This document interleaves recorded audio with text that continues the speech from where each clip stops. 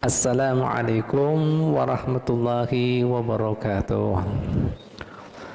Hadirin hadirat sekalian rahmati Allah subhanahu wa ta'ala, kita lanjutkan pengajian kita. Alhamdulillah, minggu lalu kita telah membahas masalah bulan Dzulhijjah dan kekhususan 10 pertama di bulan Dzulhijjah. Sudah kita bahas lah, sampai ke 9 lah, sampai ke 10. Baik, wayah ini kita melanjutkan lagi berkaitan dengan ibadah kurban, yaitu asal muasal, sebab musabab, hikmah dianjurkannya ibadah kurban. Ada sebuah riwayat yang diriwayatkan oleh Sayyidina Anas dan Sayyidina Ali bin Abi Thalib radhiyallahu anhuma, qala qala Nabi alaihi salatu wassalam, bersabda Nabi kita Muhammad sallallahu alaihi wasallam, idza khusiral mu'minuna min kuburihim, jika kena di hari kiamat para manusia ini dibangkitkan daripada alam kubur mereka, yaqulullahu ta'ala, Allah Ta'ala berkata kepada para malaikatnya. Apa perkataan Allah Ta'ala? Ya malaikati la tumsu ibadi rajulan, jangan dibiarkan hamba-hamba aku berjalan batis. Nah, nih nampak di sini kepedulian Allah Ta'ala, kelembutan Allah Ta'ala, kasih sayang Allah Ta'ala lawan kita seberatan sebagai hambanya. Kayak apa kita lawan Allah Ta'ala? Nah, pedulinya, sayangnya lawan kita. Yang bisa bayangkan, dibangkitkan alam kubur, di akhirat itu luas, besar, ganal, kada terkira, kada seperti terbayangkan daripada dunia. Kayak apa mau kita berjalan batis di saat-saat yang menegangkan pulang, ada maksar, ada hisab, ada mizan, dan seterusnya. Makanya kemudian sidin Allah Ta'ala, Tuhan kita mengatakan, jangan dibiarkan hambaku berjalan batis, bal arkibuhum ala najaibihim, biarkan mereka itu menunggang dengan kemudian apa yang pernah dikorbankan ketika hidup di dunia. Jadi apa yang pian kemudian pernah diberikan, amal soleh pian, kebajikan pian, itu kena akan menjadi tunggangan pian. Paham? Jelas? Nah, ya, mudah-mudahan kita termasuk orang-orang yang bisa melakukan amal kebajikan yang kena akan menjadi tunggangan kita di yaumul qiyamah. Apa saja yang pian pernah berikan, pian kemudian apalagi gawai daripada ketaatan, gawai daripada kemudian sedekah. Yang penting amalan-amalan yang menyebabkan dapat ridhonya Allah Ta'ala, itu kena akan jadi tunggangan pian. Makanya mau memberi kemudian pengorbanan itu jangan nanggung-nanggung. Karena apa? Ngesan pian sorong. Nah, ini udah memberikan kisah hikmah daripada seorang wali min auliyaillah, daripada seorang wali, supaya pian bisa mengambil hikmahnya, bahwasannya jangan pernah memandang mata sebelah, meremehkan dengan ketaatan, dengan amal kebajikan yang saat ini pian ada di dunia, sebelum kena menyesal merugi di yaumul qiyamah. Jadi kisahnya seperti ini. Sang wali ini memberi pembelajaran kepada anak buahnya. Sang wali min auliyaillah ini termasuk seorang pembisnis bahasa kita.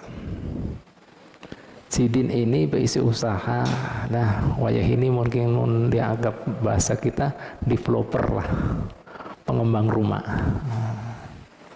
Jadi ada seorang anak buahnya ini, Pak, Bu, hendak pensiun dini. Artinya hendak kemudian ampi istirahat, mengulang usaha sorong. Akhirnya kemudian sang kemudian atasan tadi, boleh ikam ampi di wadah aku, dan terus terang aku bersyukur ikam sudah bergabung setia lawan aku berpuluh-puluh tahun. Tapi aku minta sebutin syarat sebelum ikam kemudian meninggalkan tempat wadah ikam begawe selama berpuluh tahun di wadah kita, ikam ulahkan sejunit lagi serumah sebagai kenang-kenangan yang ikam pernah buat. Ngesan kemudian apa yang kita kembangkan usaha kita selama ini. Akhirnya kemudian sang anak buah, oh itu syaratnya. Dipikir I-nya dipersulit gitu hendak keluar. Ternyata disuruh mengulah seunit lagi sebuah rumah. Diulahkanlah Pak, Bu. Kalian kan tahu orang hendak ampih, hendak cepat-cepat. Akhirnya dikebut menggawe rumah tadi. Yang biasanya 6 bulan dikebut jadi separuh, 3 bulan tuntung. Setelah tuntung, nah apa ada lawan atasannya? Bos, bahasa kita. Nah, syarat yang pian ulah gesan ulun sudah tuntung. Ini unit rumahnya yang sudah ulang keluarkan. Oh, itukah?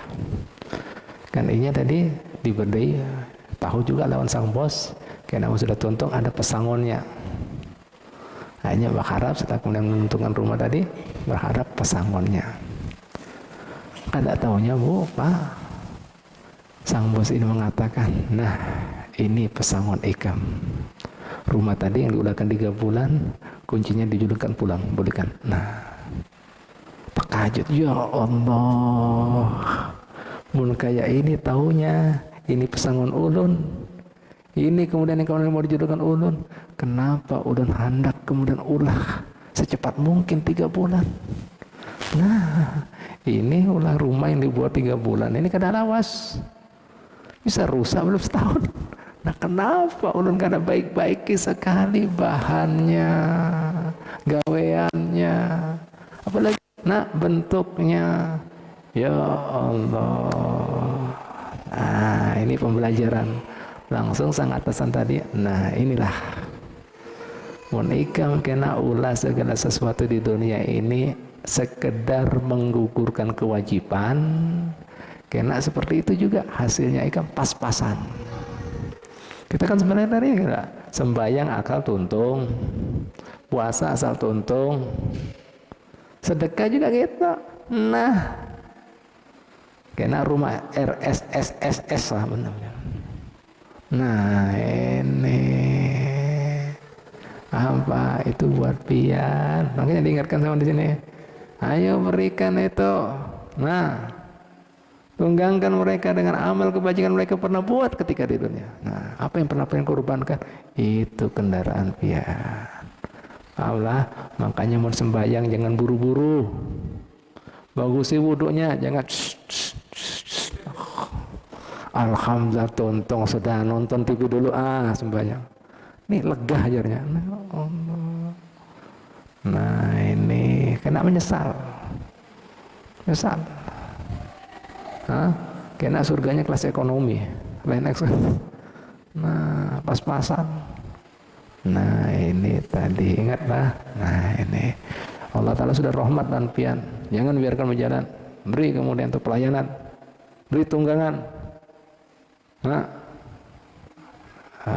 ini tinggal pian kayak apa? Mengulah tunggangan pian, kendaraan pian, rumah pian, nah kebun pian di akhirat. Bagus sih di dunia ini, karena saatnya pian begawe ini di dunia, karena di akhirat kada ada gawean, kada ada amal soleh, yang ada balasan pelayanan. Paham lah pian? Paham lah pian? Bisa paham lah. Nah, ini sampai baginda Nabi Muhammad SAW, Nabi kita, pian tahulah, Sidin mengingatkan kita seberataan supaya kita kada asal-asalan, ya, dengan beramal yang amal soleh di dunia ini. Ujar Sidin seperti ini, au kama qala sallallahu alaihi wasallam, laisa yatakhassaru ahlul jannah ala sa'ah. Kena kadar penyesalan, kada ada kerugian buat para penghuni surga. Kan sudah masuk surga. Intinya kita berhasil itu kan, selamat dari dunia ini, membawa iman, mati, husnul khotimah, masuk surga kan gitu. Masuk surga kan tujuan kita, itu baru berhasil. Ujar Sidin, kada ada penyesalan bagi para penghuni surga, karena sudah sampai, nah berhasil dia kawal masuk surga. Tapi ujar Sidin, illa sa'ah, ada penyesalan ternyata bagi para penghuni surga. Apa kira-kira baginda? Marrat alaihimus sa'ah, ada lewat bagi mereka ketika hidup di dunia, meskipun setumat sesaat. Kada digunakan bujur-bujur, lam yadkurillaha fiha.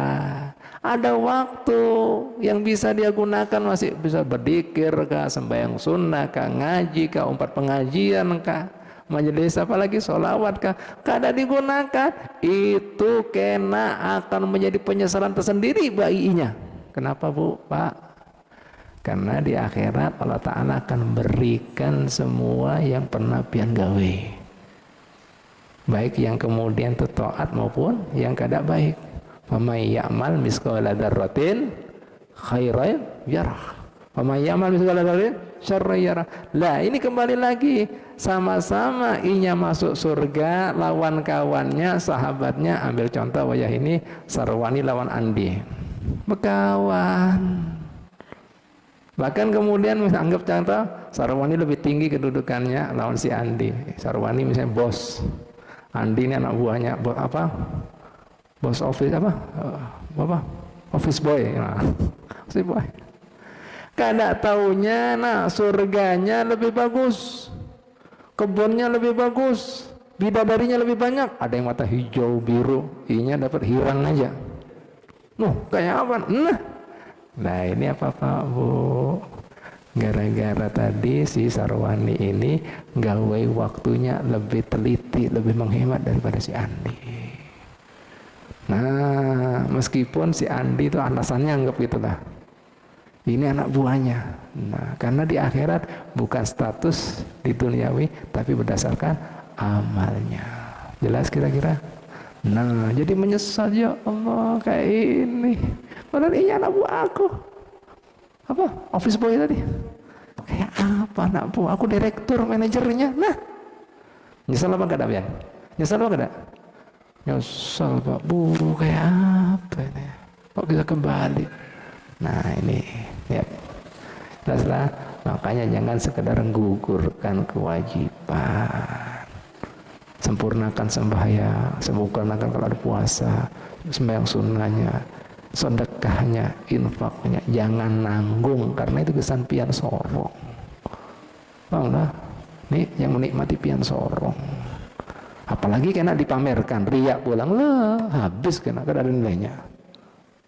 Hendak dipuji orang, padahal itu haknya pian, kesan pian, hangus, habis. Paham? Jelas? Jelas kira-kira? Nah ini Pak Bu. Nah kembali lagi. Nah jadi seperti itu. Nah ayo berikan itu amal soleh mereka sebagai tunggangannya. Nah ini akhirnya kemudian Allah Subhanahu Wa Taala mengingatkan para malaikatnya bahwasannya yang ngaranya hambanya manusia ini biasa menunggang. Diingatkan nih, pedulinya sayang Allah Taala lawan kita. Fa innahum i'tadur rukuba fid dunya, karena para hambaku itu sudah terbiasa menunggang ketika hidup di dunia. Kana fil ibtidai, permulaan tunggangan daripada hamba-hambaku ini, sulbu abihim, yaitu tulang sulbi bapak mereka. Nah ini asalnya kita ini kan semua udah tulang sul, nunggang apa kada? Nunggang. Makanya dalam agama Islam itu kalau pian perhatikan, lihat di rumah-rumah orang tua kita, para habaib, itu para salaf kita, guru-guru, itu rumahnya kan ada kursi, yang ada kemudian apa lagi? Apa? Tilam, limbah, itu ada bantal-bantal. Nah, itu nih, menghormati tulang sulbi itu. Karena apa? Itu tempat anak cucu kita. Dihormati. Nah, itu sunnahnya itu. Ada kursi, nah mereka sandar-sandar gitu, nah, kasih bantal-bantal, coba udah lihat, di Timur Tengah, di mana-mana, salah-salahnya itu sunnah Pak. Nah itu karena apa? Pertama kali menunggang anak cucu kita ada di tulang sulbi kita. Jelas lah satu. Summa badnu ummihim markabahum. Kemudian yang kedua, perut ibu mereka tunggangannya. Mohon maaf ya, kan hubungan badan suami istri kan pindah dari tulang sulbi ke perut selama 9 bulan. Oh nih menunggang lagi ya kan. Nah doa. Fahina waladathum ummuhum, ketika kemudian sudah melahirkan ibu mereka ini, Anak-anak tadi maka juga menunggang di dalam kemudian susuan. Ibu ini digendong kemana-mana kan. Nah, kamu Pak nunggang pula. Mau ditinggalkan terus lalu mamanya mati. Nah, ujur kada? Ujur kada? Ujur kada ini? Jawab, mungkin apa tuh? Nah, suma ya unuku abihim, kemudian di pundak bapak mereka, artinya susuan sudah habis, nah, makanan minumnya bapaknya, artinya apa, nafkah tadi yang diberikan, jelas. Nah itu tadi nah, oh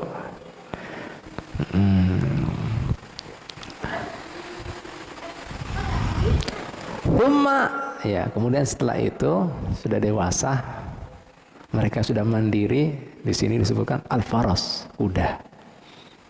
Wal bighal, bighal itu perpaduan antara kuda lawan keledai. Itu ketika kendaraan mereka ada di darat, diingatkan oleh mereka. Kemudian sufun, kapal-kapal ketika ada di lautan, atau jenis perahu-perahu fil bihar, di lautan. Wahina matu, ketika mereka sudah meninggal, menunggang lagi manusia ini. Di mana? Ya, fa'anaku ikhwanihim, menunggang di pundak saudara mereka. Artinya apa, Pak, Bu? Ketika sudah meninggal, yang meninggal tadi berharap amal soleh, sedekah yang dihadiahkan gesan mereka. Nah ini dalil bahwasannya amanah orang hidup itu sampai gesan yang mati. Nah, makanya ada sebuah riwayat, Pak, bunyinya seperti ini. Laulal akhya, mun kana kadang-kadang yang hidup, la khalaqatil amwat, binasa itu orang yang mati. Artinya apa? Kesian. Karena mereka mati, putus amalannya, menghadangi yang hidup memberikan kebaikannya. Ini banyak orang kada paham. Hadisnya sahih, benar, cuma pahamnya yang kada sahih. Nah, kan dalil apa? Andalanya mereka, idza mata ibnu adam inqata amalu illa min salas. Jika meninggal anak cucu, putus amalan kecuali 3. Ilmu yang bermanfaat, anak soleh yang mendoakan, dan kemudian apa? Sedekah yang jariah. Pak, Bu, kalau mengandalkan 3 ini bagi orang yang mati, bisa-bisa kesian benar, kada bisa apa amalan. Bujur apa kada? Ulun mau takon lampian ini. Banyak mana haji majdi orang awam sama orang alim? Banyak mana? Orang awam lawan orang alim banyak mana? Awam. No, berarti orang awam kada sudah ada. Kada dapat sudah. Tuh, 1 locot ini. Yang kedua, ulun mengatakan lagi lawan haji wajihan, banyak mana anak yang soleh sama yang durhaka? Durhaka. Oh, belum lagi yang belum berkawin, kada bisa anak. Belum lagi yang mandul. No, putus lah. No, bujur apa kada? 2. Yang ketiga, sedekah jariah, berarti kalau orang berduit, banyak mana orang fakir sama orang kulit sugih? Yang sugih aja kadang-kadang kada berbagi. Nah, nih, jadi maknanya ini putus buat yang mati, ya, bukan yang hidup kadang bisa memberikan manfaat buat yang mati. Jelaslah. Makanya ada kemudian sembahyang fardu kifayah. Tahulah hukumnya fardu kifayah. Fardu, ya, hukumnya fardu bukan sunat lagi. Jika ada orang yang memperdulikan orang yang mati tadi, itu haknya orang mati. Maka dosa itu semua orang yang ada di tempat tersebut, di kampung tersebut, karena haknya yang mati. Harus ada kemudian apa? Yang memandikan, yang mengafani, yang menyolati, menguburkan. Mun kada ada dosa. Tapi mun ada yang bergerak, kada harus semuanya gugur kewajibannya. Jelaslah kira-kira. Nah ini berarti apa? Ini amalan yang hidup sampai pada yang mati. Jelas, paham. Ini logika, ini lain sunnah loh, Pak. Fardu loh, tahu fardu lah, harus. Meskipun bukan fardu ain, kalau fardu ain per kepala. Karena haknya Allah Ta'ala. Allah, kita kan semua hawalan. Lah ini haknya muslim tadi, mukmin tadi. Mun kada gawe, ndak sah sebenarnya. Nah, itu artinya satu saudara kita ini harus saling melakukan, namun kada ada ndak sah. Nah, makanya Nabi Muhammad SAW mengatakan orang yang sampai sempat menyolati, sampai menguburkan, falahu kirotan. Buat dia itu 2 gunung Uhud emas. Apa maksudnya 2 gunung Uhud emas di sini? Yaitu pian soge berisi 2 gunung Uhud emas, pian semuanya sedekahkan, keluarkan di jalan Allah Ta'ala. Kira-kira siapa yang wanita itu? Soge? Semua keluar. Ada ya kah? Iya, Suar? Mikir-mikir dulu, punya. Itu pahalanya. Nah, makanya pian di takbir yang keempat minta upanya, Allahumma la tahrimna ajrahu. Tahu artinya tahrimna? Jangan diharamkan, jangan dicegah kami dari pahalanya. Loh, minta pahala. Mau kada sampai kenapa minta pahala? Ayo, logika aja sederhana. Ini ajarannya Nabi loh. Kenapa minta pahala? Jadinya kada sampai, putus. Loh, minta pahala. Loh, ini karena pahalanya ganal. Allah la tahrimna ajrahu. Ya Allah, jangan putus, jangan haramkan. Jangan cegah kami dari pahalanya. Ada komunikasi. Yang kedua, wala taftinna ba'dahu. Jangan kami diberi cobaan, ujian setelah dia meninggal. Artinya apa? Sidin sebelum meninggal, keluarganya itu harmonis, romantis, akur, rasuk anak-anaknya. Tapi setelah meninggal jadi kacau balau. Gara-gara apa biasanya? Gara-gara apa ya? Warisan atau jangan. Sampai ada komunikasi kayak itu. Jangan. Atau yang kedua, makna daripada jangan diuji kami setelah kami meninggal, artinya apa? Mungkin ada yang belum ikhlas, belum bisa melepas, sakit, depresi, shock, kaget, sampai kemudian sakit akhirnya mengganggu kesehatannya, atau sampai kadang-kadang kada tahan lagi, ketawa sorangan. Jangan sampai. Ada komunikasi. Artinya apa nih? Sampai amat. Paham Bu Pak ya? Jelas lah. Nah ini dikatakan lagi, ketika meninggal mereka itu bergantung daripada amalannya saudara mereka yang masih hidup. Makanya ayat Al-Qur'annya apa? Rabbana ighfir lana wa li ikhwanil ladzina sabaquna bil iman. Ya Allah, ampuni kami dan saudara kami yang telah mendahului kami. Wala taj'al fi qulubina ghillan, jangan jadikan kebencian. Apalagi sudah meninggal. Lihat, ada komunikasi, artinya sampai manfaat amalnya hidup kesan yang mati. Loh Pak dalilnya. Ini jelas Pak kada ini? Saya dipahami lah. Qurannya, hadisnya lengkap. Jelas ya. Ini sampai Allah Ta'ala mengingatkan malaikat Jibril, diingatkan, kayak gini loh hambaku, menunggang terus kan, bergantung terus kan, sian. Yaumul qiyamah, masa dibiarkan berjalan kaki batis? Serahkan, berikan itu apa yang pernah dikorbankan daripada amal soleh tadi. Ayo, makanya istimewa, jangan nanggung-nanggung. Menanggung-nanggung nanti sepeda pancal kan kendaraannya pian di situ. Nah, yang bagus. Kendaraan kan macam-macam Pak. Ada roda 2, ada roda 3, ada roda 4. Roda 4 pun bermerek macam-macam. Ada mobil carry, ada mobil apa lagi?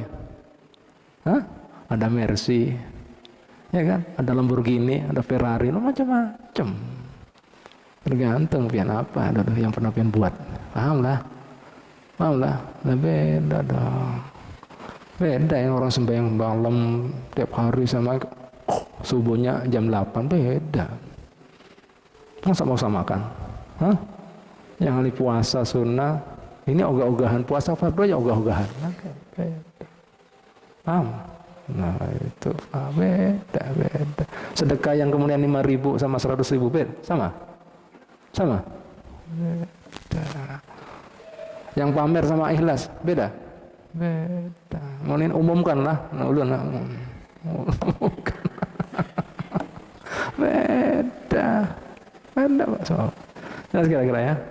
Nah setelah itu Allah Subhanahu wa taala menyebutkan sebuting-sebuting tentang kayak apa proses manusia dulu selalu bergantung dengan kemudian yang lainnya langsung mengingatkan malaikatnya. Ya, wa hina qamu min kuburihim, ketika mereka sudah dibangkitkan dari kuburannya, la tusuhum rajilan, jangan dibiarkan mereka berjalan batis. Fa innahum i'tadur rukuba, karena mereka sudah terbiasa dengan menunggang. Ya, langsung kemudian apa? Wa qaddimu najaibahum, berikan itu apa yang pernah dikorbankan dulu ketika di dunia daripada amal kebajikannya. Langsung dalam kesempatan ini makanya Nabi Muhammad SAW, nah maksudnya apa yang dikorbankan di sini? Di antaranya ibadah kurban. Jelaslah kira-kira. Makanya langsung Nabi Muhammad SAW, inilah Pak Bu artinya, karena di Al-Quran Allah Ta'ala juga berfirman, yauma nakhsurul muttaqina, ya, yauma nakhsurul muttaqina, ya,